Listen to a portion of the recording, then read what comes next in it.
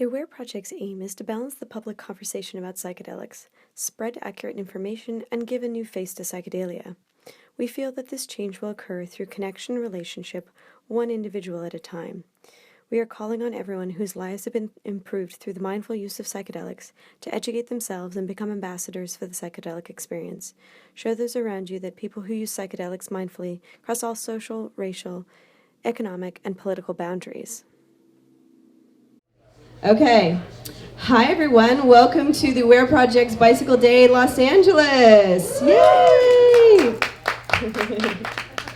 So this is our second annual Bicycle Day event. I'm really excited to have you all here.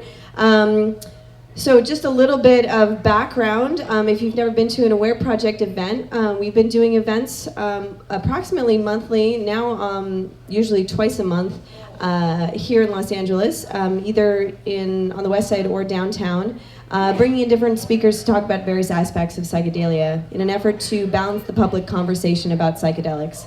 So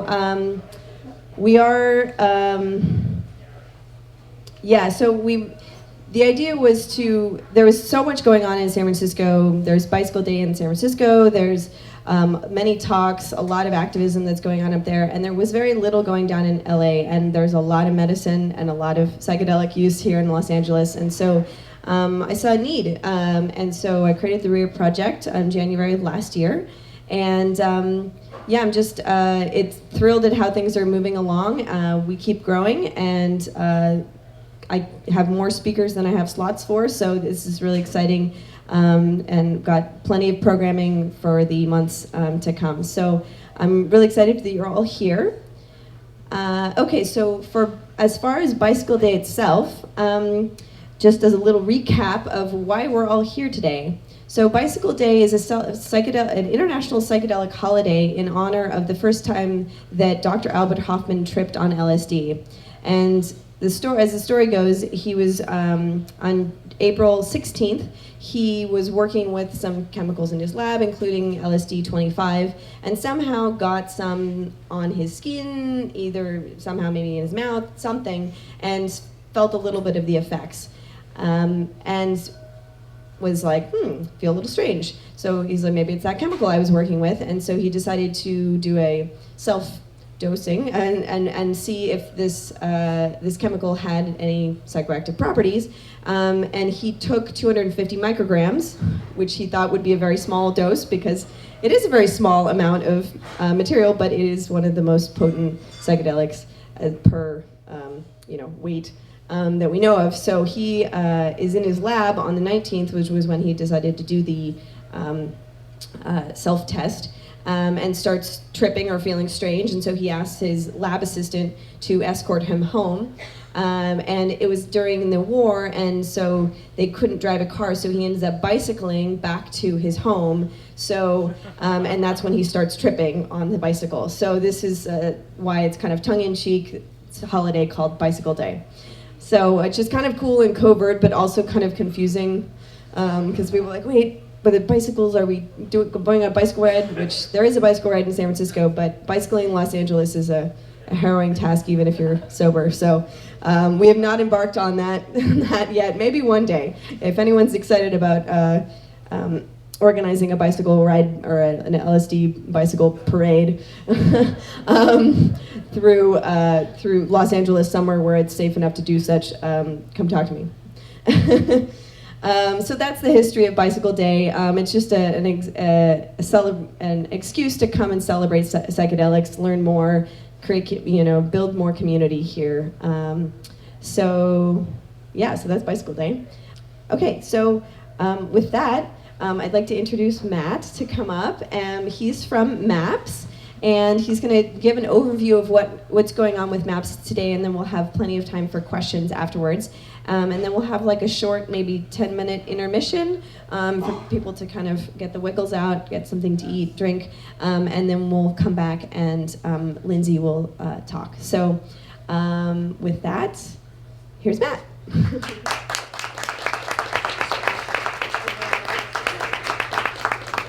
Okay. Hi everybody, how are we doing? Good. Thanks for coming. This is a real big honor. I really appreciate you being here. I do a lot of stuff in my life. Here we go. Okay. I do a lot of stuff. I've been in the pharmaceutical industry for about 20 years. I know I started when I was really young, obviously. And around LA, I do stand-up comedy a lot. I'm not going to do that for you here tonight because it's inappropriate. But hopefully I'll be a little funny. So I want to talk to you about MAPS tonight, and I want to talk to you about what they're doing. This is going to be an overview. I'm not a scientist, though I've been in the pharmaceutical industry for a long time. I'm in operations and efficiency, and I make companies work better sometimes. So that's how I want to start off. Is I want to tell you a little bit about how I came to be involved with MAPS. So I'm sure many of you are familiar with Rick Doblin. Yeah. Rick Doblin, great guy. He's the founder of MAPS. And as Ashley told you, just celebrated our 30th anniversary. And just an amazing perseverance to keep up with what he's doing. And when you see where he's been and what he's going to do and what's happening, it's just astounding. So about 4 or 5 years ago, I was listening to a podcast, and Rick was talking on that podcast, and I was at work listening to that podcast, and he was talking about how they were really going to try to bring MDMA through the FDA process, which I don't know if you guys are familiar with. I hope not, because it's really long and boring. But what happens is when people bring drugs to market, these companies bring drugs to market, it takes years and years and years and millions and millions and millions of pages of data and information about a very small number of patients to inform the FDA and other health authorities around the world that the drug is safe and efficacious, which means it works enough to approve it, and that it's safe enough in people that it's okay to approve it. So that process takes a long time and a lot of paperwork, as I said. Now my job over the course of my career has been to make that process much easier for the company to hand off something that's consumable by these health authorities, and almost like creating a web page of these millions of pages of data. And about 20 years ago, that used to be a tractor trailer full of paper that would ride from the company to the FDA. And then in 1996, they made electronic submissions so that we didn't have to give them all that paper. We could link them up and make it an online experience. So I was lucky enough to sort of pioneer that with a company and worked with the FDA to do that. And I was brought out to California to do that for another company. And so I'm listening to Rick talking about what he's trying to do. And I can tell a little bit that he really has no idea about this part of it, the part that I'm an expert at. But I also realize that I may be the only person on earth listening to him talk about it that knows exactly how to do what he's talking about, and also am down with the cause. So I wrote him a note, and I wrote him an email, and he got back to me, which was amazing and thrilling. And I started working with MAPS in almost any way possible that I could help, which was including helping them get ready to start registering their trials, and we'll get into that in a little bit. But through that sort of synchronicity of thinking like, well, A, I had to write him the email, B, he had to see it, C, I had to know what I was talking about, D, they had to be ready to accept that kind of information, and C, that it would be beneficial. So those types of synchronicities happened over and over and over again almost every day since I started working with MAPS in all kinds of different ways. And I'll give you one other example really quick.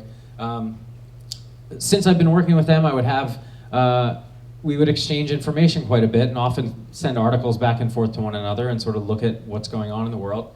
And one day, he sent me an article. He's like, hey, check out this article, it's pretty interesting. And I especially like this one quote. And he pulled out the quote in the email, even though the article was an attachment. And it said, he quoted a good friend of mine that I'd known almost my entire career.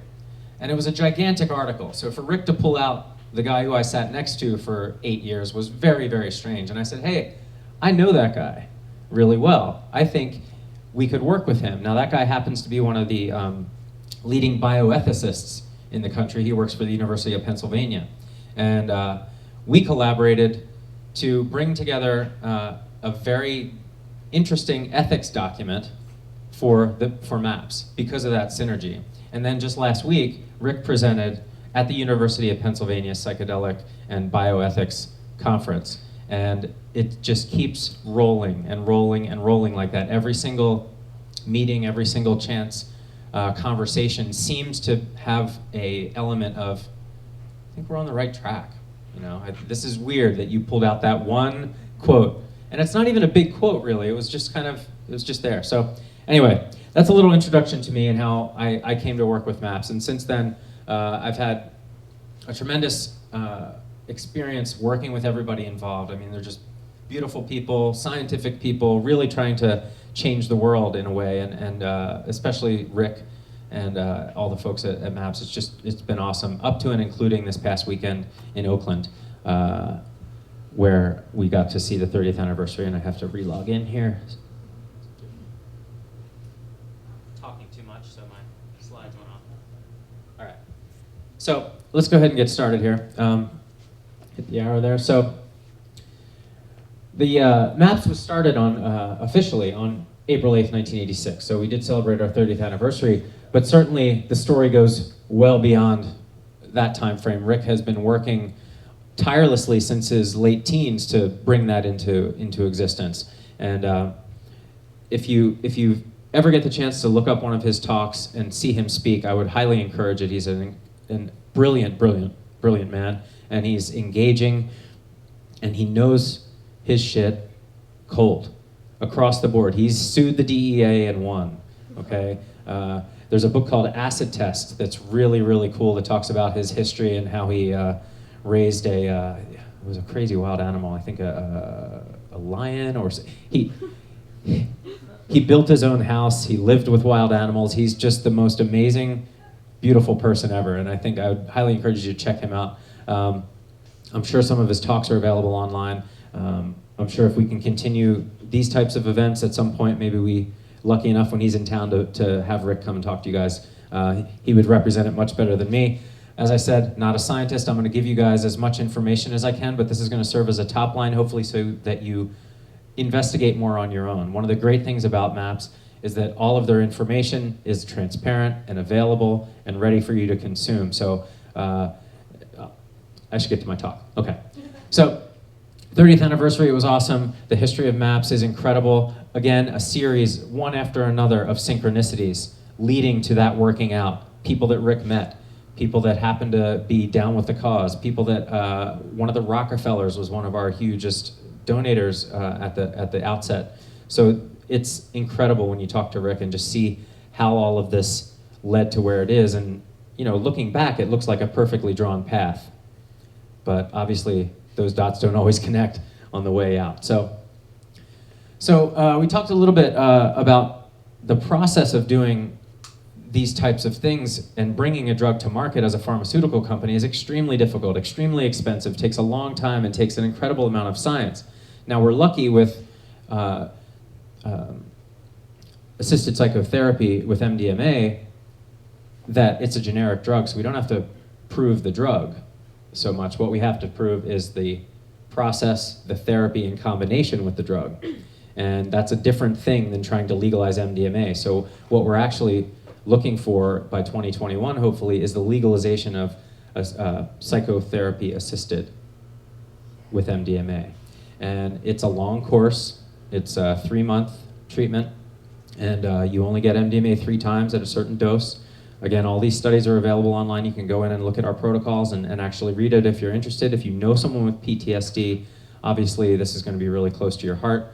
And the interesting thing is that these are people who are really PTSD. There's a thing called the CAP scale, which measures the level of PTSD. These are treatment resistant, which means they've tried other drugs, they've tried other therapies, nothing works, they're debilitated. Those are the people that are in our studies, and they come out of those studies much better. And like I said, I've been in pharma for a long time. You don't always see results this impressive. Obviously, you can't say we've cured PTSD. That's inappropriate. There's a lot of risks involved. There's a lot of variation in who's in the study, but certainly these are people who do sometimes fall off that CAP scale. And if you hear them talk to you, you talk to soldiers and you talk to police officers and rape victims that have gone through this treatment, and they say that their life is better and they don't show up anymore on the CAP scale and they can get on with their life. It's extremely powerful, extremely powerful. And it moved me to the point where this is I'm here with you guys, so thank you very much. So the ethics document, so this is kind of neat, and I'll talk a little bit more about this later, but the Public Benefit Corporation, this is a really interesting one. This is going to blow your mind. So pharmaceutical companies and most other companies are for profit, right? Their main goal is to return money to their shareholders. That is their only thing they're supposed to do. Now, if they do good things on the side, that's good too, but to remain a company, they have to make money and they have to return value to the shareholders. Then you have nonprofits who are trying to do good things for the world and don't care so much about money and typically struggle to have enough money to do the public benefit that they're trying to do, which is also a shame. Now, in 2012, a new type of corporation was created in California and in Delaware called a Public Benefit Corporation. That has a mutual responsibility of maintaining profitability so it can continue, but social benefit. Both of those things you're held accountable for. And that's really strong, and it makes me wonder, why aren't our pharmaceuticals public benefit corporations? And maybe someday that will be how it is. But we at MAPS are pretty much on the verge, and I hope this to be true, of starting the first public benefit corporation that's a pharmaceutical company and licensing MDMA as a medicine with psychotherapy. So it's really exciting, and I look at it like, man, we're all on the ground floor of this, and it's really, really exciting, and it's amazing. And the beautiful part about the Public Benefit Corporation is that the money that's made will funnel right back to MAPS.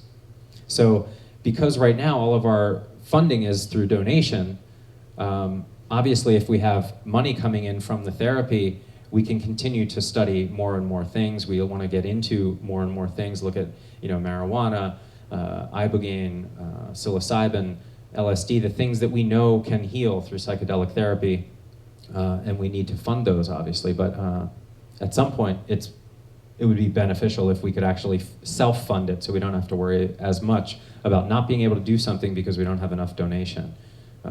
So that's really exciting. So that's the Public Benefit Corp. So when you talk about ethics, we thought it best to get ahead of this and really create a wonderful ethics statement, a wonderful ethics document with our friends at University of Penn, who is, the University of Penn is, by all accounts, the leading university and sort of theory generation of bioethics. There was a fellow, Dr. Arthur Kaplan, who, if you look him up, anytime there's an ethics discussion on the news or anybody brings up, is this an ethical decision, Arthur Kaplan weighs in, and he is a brilliant man, he's super smart. And that is really impressive too. So we have those guys collaborating on this document with us because we want to be out front about this is an ethical, transparent, science-based approach to bringing together these medicines and healing people and bringing good to the world. So that was really another one of those synchronicities that really blew my mind. So, and then from a transparency standpoint, regular pharmaceutical companies have an obligation within 1 year of doing their study to post it up on a site called clinicaltrials.gov. So all of pharma is pretty transparent in putting their studies up, but it takes about a year, and it's a version of the clinical trial. It'll give you a little bit of information. What we're doing is, as we work on the protocol, we put the protocol up online, so other people, if they have the means and the desire, can study and copy that protocol and study. And they have things called investigator-sponsored studies, where if they can foot the bill, they can run the study and follow our protocol, and then that can go in as evidence that it's working. It's a pretty good system, but the transparency at which we go about this is pretty unprecedented in terms of other things you might see out in the mainstream world. So that's kind of a nutshell of our philosophy, but I'm not going to read it to you, but you have the statement here, and I feel like I'm really being boring. Are you guys okay? All right, okay. I'm used to like a lot of laughter, because when I do this, it's like telling jokes, but I don't want to get into that. All right. No, you can. I can? Okay. Maybe later. I'll see. I'll feel it out. I'm having a weird day. Okay, next one. So, as I said, we are currently only funded through donation. There are a number of people who leave donations to us in their will because we've helped them or a family member, or they've just seen too much to know that this isn't real, and they donate money, big money. Dr. Bronner Soap Company just announced yesterday they're going to be giving us $1 million a year for the next 5 years. Whoa. So go get some Dr. Bronners. That's good stuff, by the way. A little aside on Dr. Bronner's. Now, I don't know how much you guys know about the history of Dr. Bronner's magic soap, but first of all, it's incredible. We got a chance, one of our board meetings was actually at the factory where they make Dr. Bronner's soap. And dude, if you want to work at a happy place, there's no happier place than Dr. Bronner's magic soap.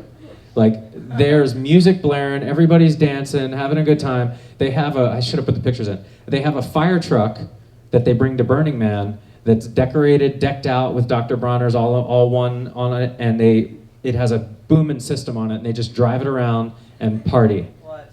It is so fun. So we all got on the fire truck. Afterwards, come up and see me. I have a picture of Rick with the fire hat on. But we just partied. We drove around their corporate park, loud as hell, just blaring music. Everybody's waving, and then they're just making soap. But they're so happy. They are so happy. This giant company, and please, I would encourage you to look them up online. Read about Dr. Bronner soap. Like, their ethics statement is awesome. Everything they make over the salaries which they publish, everything that they make, every cent is donated. Like, literally, the president of the company is like, I only need this much to live, everything else, the whole company. And the whole ethic of the place is just incredible. The energy was incredible. Everybody was happy. Like, I don't even know if they ever go home. Like, I don't know why you would. Like, I've been to Google, I've been to Microsoft. I know what those places look like. I know what my company looks like inside when you're working. Nobody is that happy, okay? And they're pumping out a lot of soap. I mean, that place has gone nuts in the last couple of years. They're in Costco, big stuff. So, but the thing is with Dr. Bronner, so the guy who runs it now, his name's David Bronner. He's amazing, super sweet guy. His dad, Dr. Bronner II, actually is the person who invented that foam that they spray on fires, okay? How many lives has that dude saved, right? And then his dad was the soap maker, the original Dr. Bronner, and he invented the soap, but mainly he was just spreading a message of all one. We are one community, we are one people, we are all one species. It's a beautiful message. It's written on the soap bottle. It takes a while to get through, but I encourage you to read the message. And so he does that. His dad invents this flame-destroying foam. That's why they have the truck at Burning Man, because they spray soap foam. It's beautiful. So anyway, tangent. Sorry. There's a great documentary that talks about the whole thing. Dr. Bronner's documentary, yeah. It's awesome. And I mean, they live the ethic. It's absolutely crazy. And then you cut to, he's giving us $1 million a year, and that is going to be incredible amount of people healed, an incredible amount of work. So Dr. Bronner, I switched completely to it. I liked it before, but then I was like, oh, this is all we're using. Yeah. You know? The peppermint. Oh, peppermint's good. I'm a fan of the lavender, I have to say. But anyway, TMI. So anyway, if you're interested at all in looking up ways that you can help MAPS besides, money, you'll find those things. There are volunteer opportunities. There are all kinds of things. But right now we need cash. And this isn't like an appeal necessarily. I'm literally saying, like, anybody who pays the government at the end with tax money, if you pay them first, you won't have to give the government as much money. I literally just figured this out a couple years ago. Like, when you hear about people donating to nonprofits, it's this ethereal thing, and then you're like, oh, I want to direct what I'm doing. So anything's tax deductible. I sound like a commercial. I'm sorry, I don't mean to do that. Anyway, donate to MAPS. Encourage people to donate to MAPS, yeah. That's right, gift matching, yeah. Yep, it's beautiful, and if you work at a company like that, do it. It's fun. So 2 things. I'm sorry about the tangents, but I have time. Yeah. Okay. So this is kind of interesting. So when I did start doing all this work with Rick and MAPS, I realized that and then he asked me to be on the board. Okay. Before this public benefit corp, and I was like, I want to, but I have to ask my company because we're a drug company and they might not like that I'm on this. So let's see what we have to do. And I went through all these official chains up the chain to do it. And Rick gave me the most beautiful advice. I said, Rick, I have to fill out this form and I have to give an explanation what I'm doing. And I don't know what to say because I'm really afraid that when I push that paper across the desk, they're just gonna say you're fired. And that's a reality, but I did it. And he said, you know what, let's just be completely transparent, tell them everything, because you don't wanna, deal with it later, and if they're on board, they're on board. And he was so right. And it's so often that you are afraid to talk about things, and that's sort of what I'll mention the psychedelic dinners here in a minute, but that's really what it's about, is the more we can actually have these conversations, the less this is gonna go away as a thing. It's one thing to be, a recreational user or whatever, but there is so much to be learned from these compounds that was just cut off in the 70s, like literally just stopped. And I know recently that surfaced, the Nixon memo came out that they were like, yeah, we didn't even study it. We just said, cut it off. We get rid of the hippies. So there's a lot happening, and it's beautiful to be a part of it right now. And I think you guys here is great. Please talk about your experiences. Please let people know. And I have children now. I have 2 kids, and it's been coming up most recently that they're getting older. And we talk about this all the time. It's like, what are we going to talk to our kids about? Because the lessons I got were garbage. When I was 17, I did acid for the first time, and nobody gave me any guidance. Like 4 hours in, you're like, I don't think it's working. I'm going to take another one. No. It's a really bad idea. And then there's dips in it, and sometimes you think you're fine, and then it comes roaring back. Well, I didn't know that either. And during a dip, I got in the car and I started driving home, and then my car turned into a bus steering wheel. Just like flipped like that. I was like, oh, this isn't good. So I want my kids to know. I want them to be educated. I want them to understand what they're getting into. I want education. I want kids to understand. I want there to be no stigma. But it's a real thing that I think about and that we talk about is, my buddy told me the best thing. He's like, well, your kids are going to know because, internet. I was like, yeah, going to have to explain that. But I'm proud of it, and I really want to continue that work. So this is a bad slide to sit on. Let's move on. So the reason that PTSD was the target really has a lot to do with Rick's origins and how the medicine helped him get through a lot of really tough times.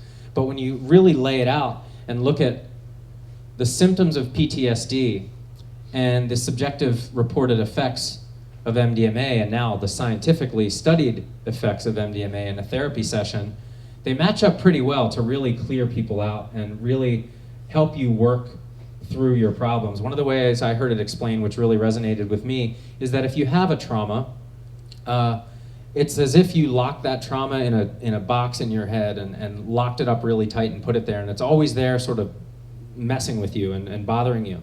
And MDMA allows you not to just get rid of the box. That's not what it's doing. It actually allows you to go in, open the box, and look at it, and be like, fuck that box. I'm gonna be all right. I'm gonna work on this, and you have to unpack it, but it allows you to calmly unpack it, and especially in the therapy sessions. Annie and Michael Mithofer, I got to meet them, which the people I've met through MAPS blows my mind. It blows my mind, especially when you look over the history, go back to Bicycle Day, and it's a trip. So, literally.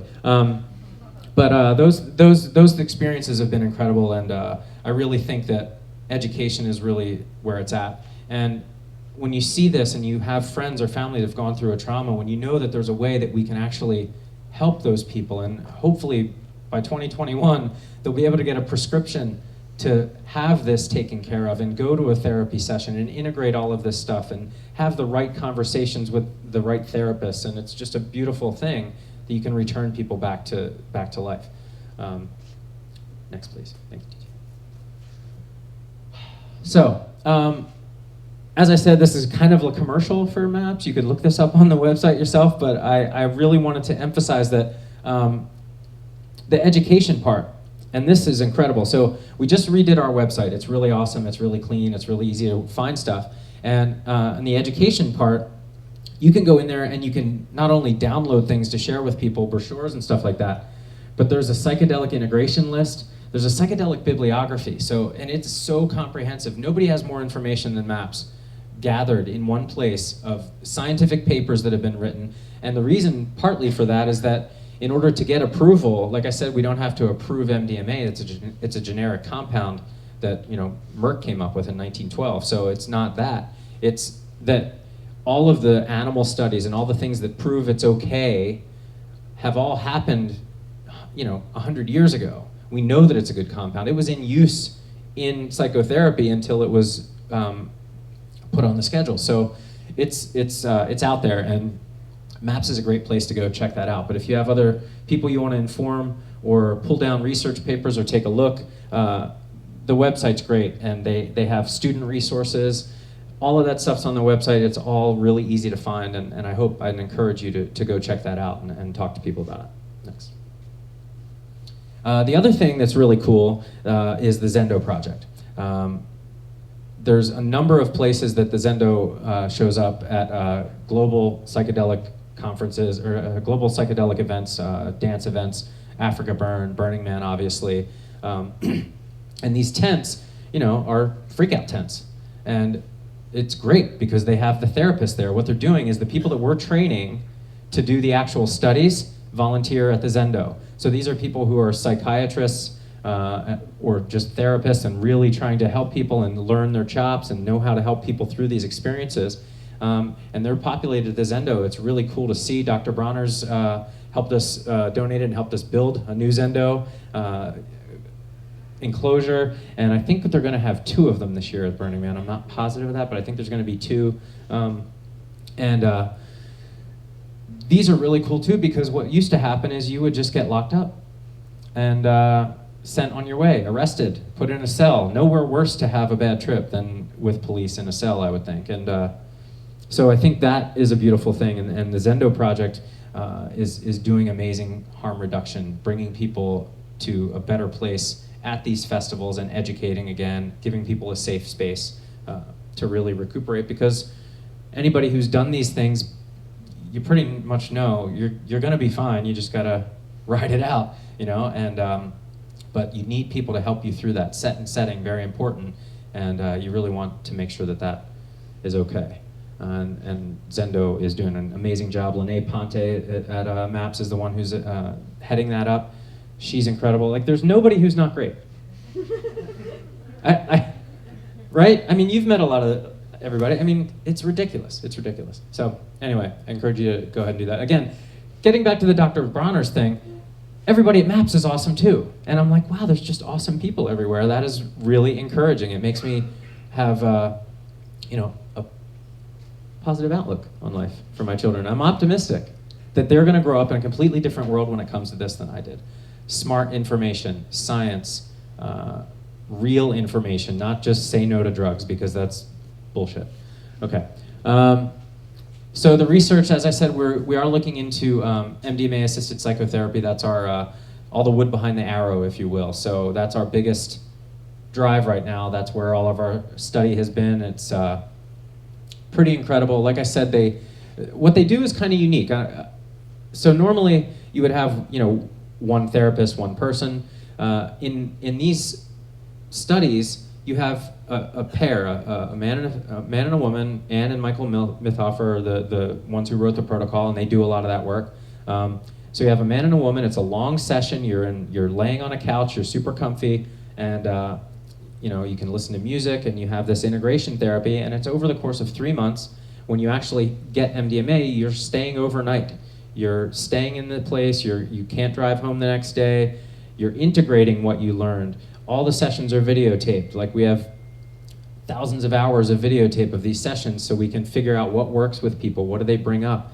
And some of the things that you see in these videos are just incredible. The stories that people bring up from childhood, and they really learn, and they really come out of it feeling like they're loved and in a safe space, and they get so much more therapy than, a good buddy of mine is a veteran, and he tells me that he goes to the VA once a month.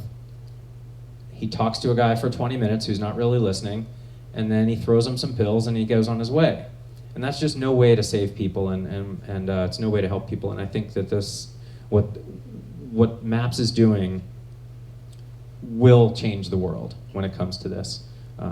It just will. It feels like it will. Everything that we're gearing towards is making this issue go away, and at least helping people. And then you can see there's other things that we're working on. MDMA assisted psychotherapy for assisted therapy for autistic adults with social anxiety. Now, the first time I saw Rick speak was at UCLA Harbor Medical Center, and I was there because the names escape me. Charlie Grob and Alicia Danforth are doing a study there on autistic adults, and these are adults who are in their 40s who are autistic. And in one example, she was saying how this one guy had never, in his entire life, he was 42, somewhere in that range, never talked to a woman in his life. Too afraid, couldn't do it, just couldn't do it. And he came back and told her that after one session with MDMA, that he went to the grocery store the next day, or a few days later, and was really thinking about everything they talked about and really working it out. And he got in the line. He said, I got in the line at Walmart, and man, there was a really attractive cashier. And normally when that happens, I'd go to another line because I couldn't possibly talk to her. But he said, I was thinking about what you said, and I was thinking about everything that I learned, and I decided to stay in the line, and that was already a big deal, right? And then he said, when I got up to her, right before it was his turn, he said, I was thinking about, all right, what would I say? What would I tell this? What should I say? I don't know what to say, just panicking. And he said, I'm just going to say, how are you today? And then he looked up and looked at her in the eyes and said, how are you today? And it changed his life. He'd never done that before. Can you imagine being 42 and never looking someone in the eye and saying, how was your day today? Pretty powerful stuff, and that's happening a lot. So it's beautiful. So, but yeah, we're looking into and assisting a lot of these other things. You may have heard of the Ibogaine facility called Missions. There's a lot of great work being done there. And MAPS is paying attention to all of it because we want to, again, be the source. We want to have as much information as possible, let people use our protocols and sort of watch this space. But if we succeed in creating a psychedelic pharmaceutical company with public benefit as our mission, we're going to have a lot more money to do all of these things, and that's really where we're coming from. So the future of MAPS is pretty wide open. Again, pulled from the website, just commercial, sorry. Next. So yeah, we talked a little bit about results. I have charts and everything. I didn't think this was quite a chart audience. So, and plus there's dancing coming up, like good, so. But I have them if you really want to see them, and they're available, and but I don't think you do. But they're really cool. So we establish safety through those clinical settings. Like I said, those are the rules. You have to, if you want to get approved by the FDA, there's rules. There's study protocols. There's things they have to see before they'll let you do that. We showed safety. Efficacy has a large effect size with a 3-session model. So like I said, over the course of 3 months, you would have 3 sessions with MDMA. If you're in the study group, and they're 125 milligrams is the highest dose. It's not crazy town, and it's very well done and very well controlled. And the results are just amazing. Like I said, you see the people with the CAP score, and 80 is like off the chart CAPS, and you're just seeing them drop off the table after the first and second, just drop down to below the line where they're not registering as PTSD, and that's pretty impressive. The interesting part is the cause of PTSD doesn't seem to have an influence. So if whatever your trauma was, we're dealing with soldiers, we're dealing with police officers, we're dealing with rape victims, all kinds of different trauma, and it doesn't seem to matter. You're still unpacking that box. You're still dealing with it. Yes? Does that include like childhood neglect or physical abuse? Childhood neglect or physical abuse?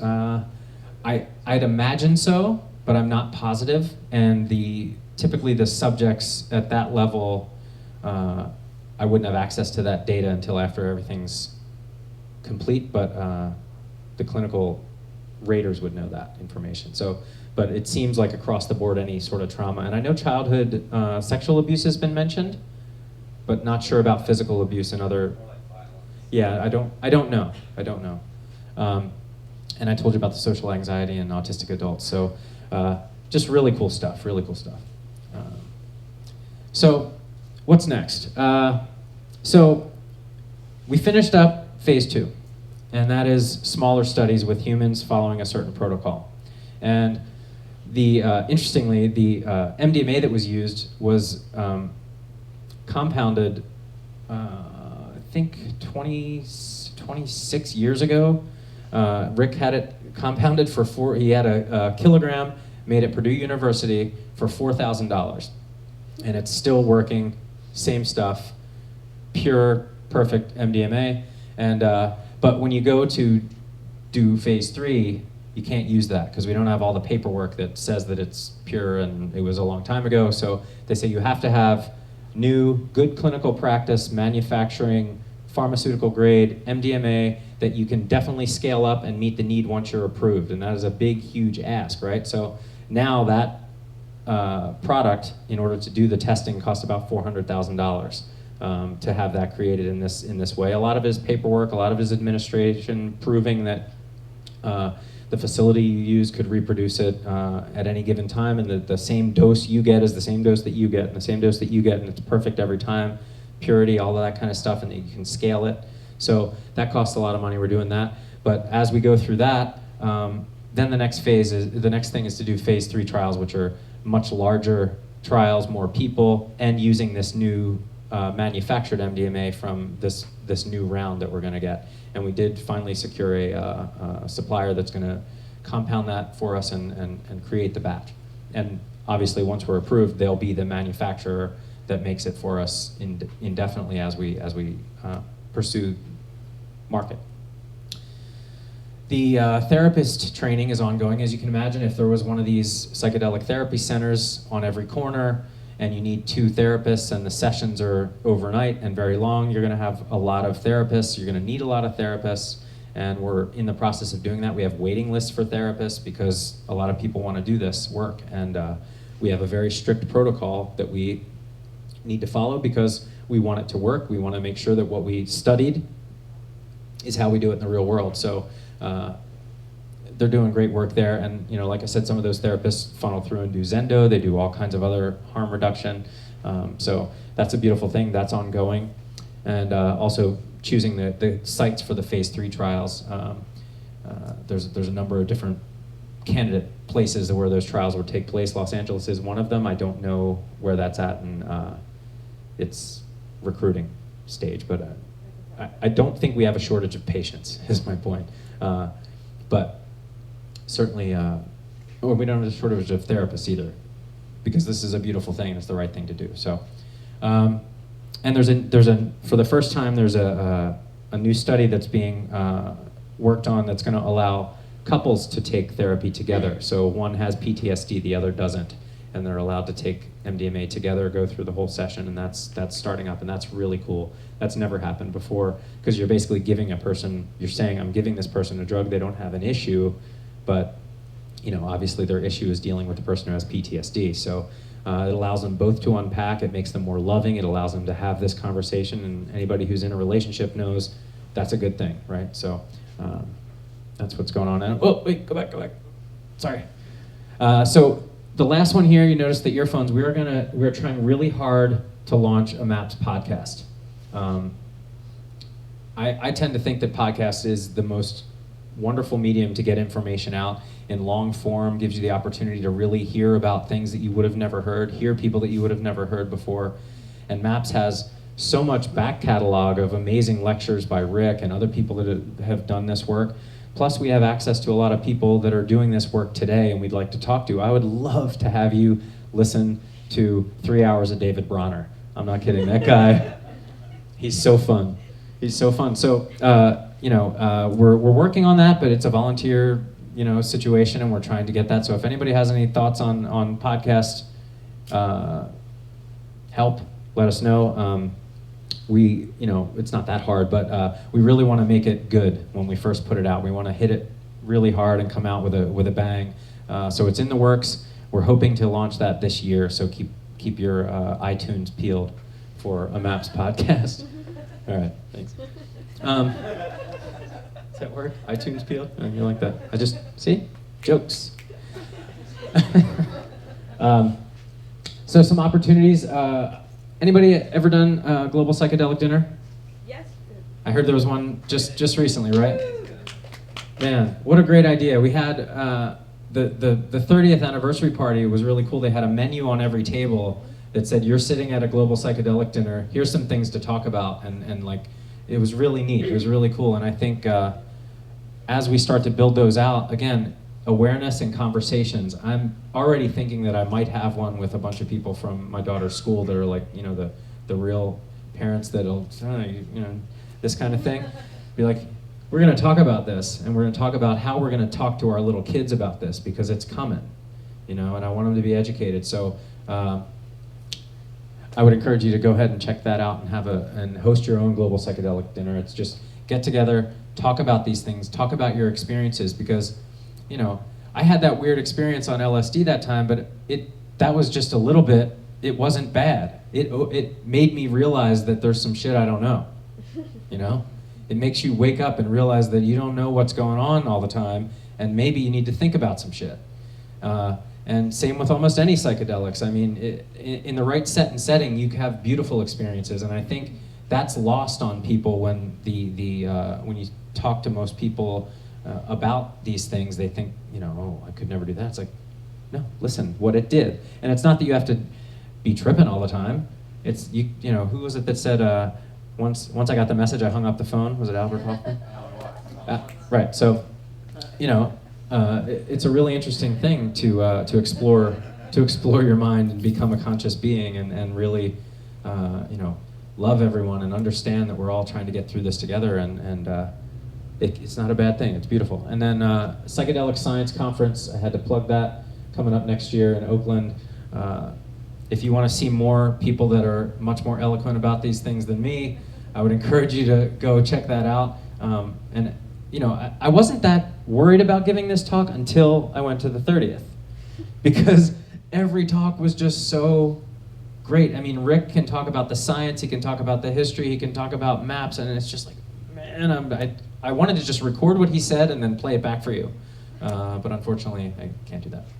But I bet you can watch it somewhere. I'm sure it was recorded and live streamed and all that stuff. So definitely check that out. And I talked about this already, but yeah, the idea of the Benefit Corp, look into this. There's companies like Patagonia and I think Ben & Jerry's. There's companies that are switching to becoming a benefit corporation, and then there's companies who get a B Corp certification. So if they're already a regular company, then they go and get this extra certification that they're actually doing social good, and that's a great thing too. But we're a real benefit corporation. We have all the paperwork and everything. So I think this is a cool thing, and like I said at the beginning, why aren't more companies this? And I would encourage anybody who's thinking of starting a company, look into this, because it is a beautiful thing. You join a brotherhood and sisterhood of companies that are trying to do great things for the world and also do business. I mean, unfortunately, you know, we need money, so we're driving that money into the right place, and I think moving the needle a little bit on public benefit corporations would be really cool. So there's the Benefit Corp. Like I said, you'll learn everything at maps.org. The new website is awesome. Please check it out. I think that might be it. Yeah, and there's how you can find me. I'm an okay comic, you know. I'm all right. I run a show in Marina Del Rey. You guys leave the area generally. I run a show in Marina Del Rey. I don't know, LA's weird that way. I'm not originally from here. I've been here a long time, but I'm not, you know, it's weird. If something's 10 miles away, it's like off limits in this town, so I have to ask sometimes. I think most of our people that come are walking from Venice. So anyway, you can find me online, and I appreciate your guys' attention. Give me one more. So, one more.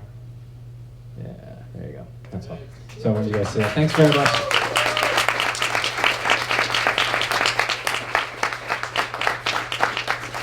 Wow, thank you.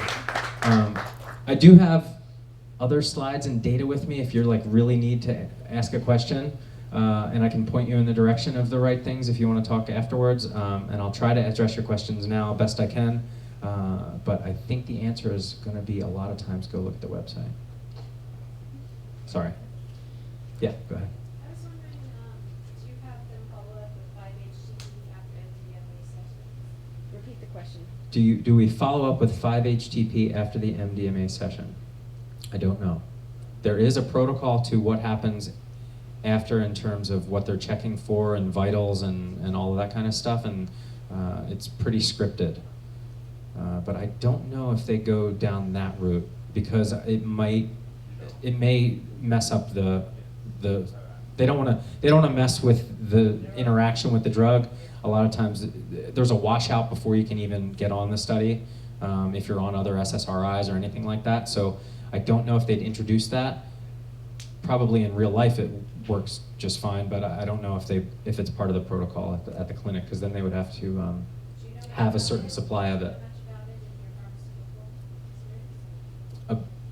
Honestly, just what I've read on my own. So, yeah, from what I understand, it works pretty well. But I don't think we can throw that out there because we're only going MDMA for the clinical sites are extremely strict. Everything that goes on has to be measured and accounted for, and I don't think they'd throw that in. They probably would be worried about even giving somebody Gatorade or something like that. I don't know. Yeah. Since MDMA is generic, how does it work that a company can develop research for it and then market it? Right. I always heard that these generic medications couldn't be marketed because of that reason. Right, so the question was, since it's a generic medicine, how can we market it and sell it? So what we're selling is the combination of the therapy with the drug. So the drug is really a very small component of the package. And the idea would be much like almost like a rehab type situation where your prescription is to go for the 30-day treatment, which includes treatment with MDMA throughout the protocol, but it's really dealing with the therapy. So where the money is coming from and going towards is paying the therapists and supporting the therapists that are doing that work. The MDMA is a minor detail. So I'm bad at math, but $400,000 divided by 125 milligrams is probably, I don't know, a couple bucks a pill. Nothing too crazy. So it's not the drug that we're making it on. That also makes me feel happy too, is that from a pharmaceutical perspective, you know, a lot of these therapies are like, here's your pills, you have to take one every day forever. Keep buying it. And that is not the model that this is. This is, you're gonna take these 30 days to really figure this out. Throughout that course, you're gonna take MDMA in a certain time with the proper integration. And so what we're hoping, when you really cast your mind to where we're post 2021, where it's a therapy that's licensed and out there, well then you can really start to get into the point where insurance companies are paying for it, right? So insurance companies, Rick threw out the number and it's a crazy number. I think the VA spent $16 billion on treatment for veterans. I'm gonna screw up I don't know if that was a year. It's scary if that's a year. It was definitely $16 billion. It was definitely the VA spending it. So our tax dollars are spending $16 billion to not cure all the soldiers returning from war. And we're asking for a very small amount of money comparatively to actually do something that might really work. So when you start looking at those numbers, it gets really crazy. But does that answer your question? Cool. Yeah. Do you know if MAPS is sending any representatives to the UN special session on drugs happening later this month in New York? Yes, we have somebody. Natalie's there now. She's at the UNGAS right now, so I'm sure that they will. We're really active in that. We have Natalie Ginsburg is just awesome. She's at everything that has to do. She's in everybody's face. She's awesome and really gets in there and gets to those things. So I'm sure that we'll have a presence there. She's having some really amazing conversations. again, going back to synchronicity, it's incredible. She just came back and told me this week the 3 or 4 jumps that she made to get into a position to have a conversation with this person or that person. And you're like, we're doing something right. We're on the right path for sure. And we definitely have, I think we have somebody there, but is there like notes? Is somebody taking notes? I won't remember that. But if you reach out to me, I'll definitely find out for you. And that goes for all of this. If you guys want to have questions that you don't want to talk about now, or you have questions, email me at matt@mappedbcorp.com, and I will make sure your question gets answered. Even if it's deep science shit, I'll reach in. We'll get Bara, who's our clinical scientist, on you, and you'll be like, yeah, okay, I get it. No, Bara's awesome. She knows her stuff. Yeah. I was wondering about the kind of the long-term effects of this 30-day program or the 3-month program, and when was the first one done, and what's the follow-up with the patients, and what are the effects seen in the long term? Right, so the question was what's the long-term effects and follow-up with patients. So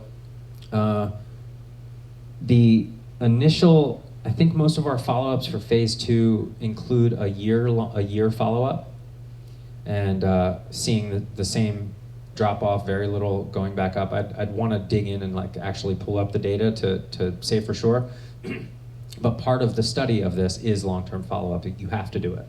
So you have to show how are they doing now. Now, some studies go way longer, where they say you have to follow up every year for 3 years. You have to follow up for even longer than that. It depends on the structure of the study. They have this thing called REMS, which is the risk mitigation. So you sort of warn people about what's going to happen and how long it's going to take, and then they do follow up. So very often there's follow up involved in the protocol. And it's looking good? Yeah. I mean, I wouldn't want to misspeak, but anytime there has been any sort of like resurgence, I think there's been a couple instances where people had an additional trauma in between, and so they come back looking for more integration, more therapy, and the protocol determines whether or not we can help them in the study. But anybody who's been in the studies gets that sort of follow-up and care, and obviously they're in treatment with the therapists. We want to make sure that they stay well. So. One more question. Yeah. One more question? Okay, one more question. Yeah. You mentioned that younger children, it might be an obstacle to talk to them about psychoactive compounds. Do you recommend any way to kind of integrate the conversation in a non-fear-based way? Well, I can only really speak for myself, and my daughter is 9, and she and I talk about everything, and if we don't know the answer, we look it up.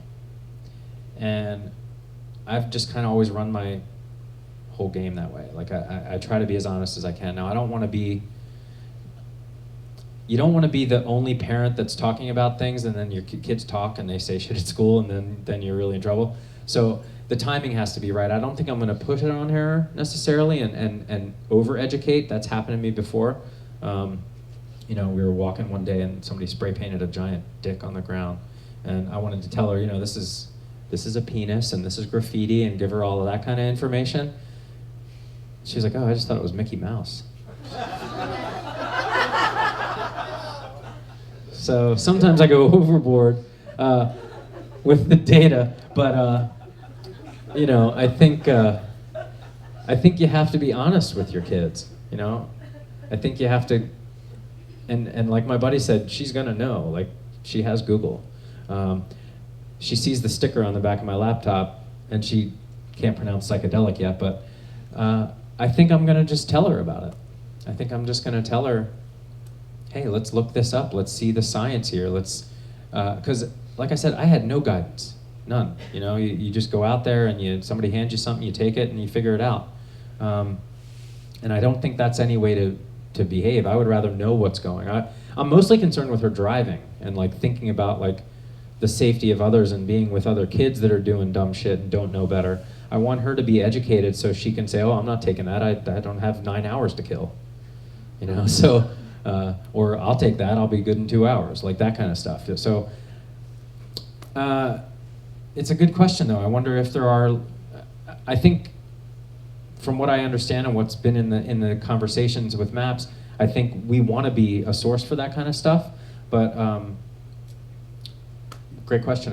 I'll bring that one back and say, hey, maybe we can start a little forum on the website or something. And I know that you could look up how to talk to your kids about psychedelics, but I would like to have more people weigh in. I'd love to have the people that we deal with in these therapy sessions be the ones to recommend things, maybe child psychologists and behaviorists to really weigh in and give really good guidance, because kids are really smart and they figure things out on their own. So you want to be their educator. So that would be it. So I think I'm out of time.